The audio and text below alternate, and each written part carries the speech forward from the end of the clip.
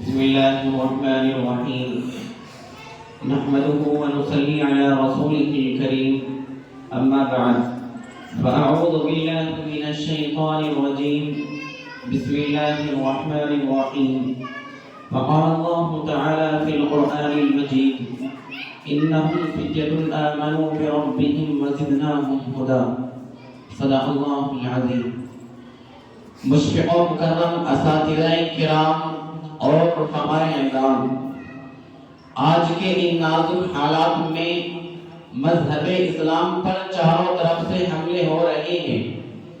بڑے بڑے فتنے جہنم کے شعلوں کے مانند بھڑک رہے ہیں۔ قسم قسم کے ایمان سوز، اسلام سوز، اخلاق سوز اور انسانیت سوز فتنے ابھر رہے ہیں۔ مادیت کی لہریں، الحاد و بے دینی کے طوفان اور قوم پرستی کی آندھیاں نبوت محمدی سے آنکھیں ملانے کو تیار ہیں۔ مسیلمہ کذاب نئے روپ دھار کر نبوت محمدی کو چیلنج کر رہا ہے۔ اسلامی سرمائے پر ڈاکہ ڈالا جا رہا ہے۔ اسلامی خلاف شگاف اور درار پیدا کرنے کی کوششیں کی جا رہی ہے۔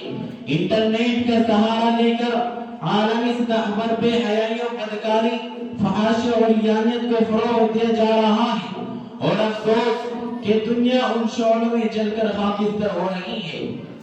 بالخصوص امت محمدیہ کا وہ نوجوان جو پہلے فن سپاہ گری و تیغ زنی کا دل دادا تھا، آج رقص و سرود کے فن کمال حاصل کر رہا ہے۔ یہی نوجوان کہ پہلے جس کی نگاہوں میں میدان کارزار کا منظر سمایا ہوتا تھا، آج ان نگاہوں میں فلمی تصویروں کے مناظر نقش کر رہے ہیں۔ الغرض آج کا مسلم نوجوان الحاد و بے دینی کے طوفان بلاخیز میں پھنسا ہوا ہے۔ لیکن اے امت محمدیہ کے دھڑکتے دلوں، اے قوم کے غریب نوجوانوں، اے اسلام کے سپاہیوں، تمہیں مایوس ہونے کی ضرورت نہیں، تمہیں گھبرانے کی ضرورت نہیں، بلکہ اٹھو اور اپنے اندر پاکیزہ جذبات کی گرمی، خلوص کی چاشنی، ربانیت کا جلال و جمال، محبت کی تپش اور آزادی میں بلندی پیدا کرو۔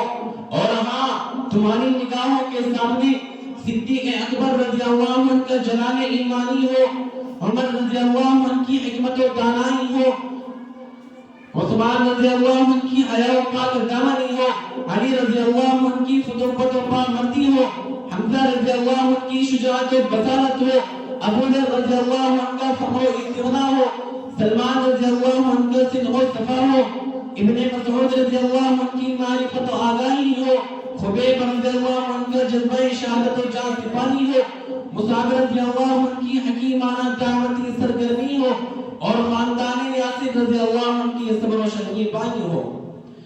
الغرض عمومی طور پر صحابہ کرام رضی اللہ عنہ کا انقلابی اٹھان اور بصیرت افروزی کا جلوہ ہو، تاکہ ایک مثالی مسلمان کی حیثیت سے تمہارا وجود بنائے عالم کا ضامن بن جائے۔ میں اپنی تقریر کو اس شعر کے ساتھ ختم کرنا چاہتا ہوں۔ دیار عشق میں اپنا مقام پیدا کر، دیار عشق میں اپنا مقام پیدا کر، نیا زمانہ نئے صبح و شام پیدا کر، وما علینا الا البلاغ۔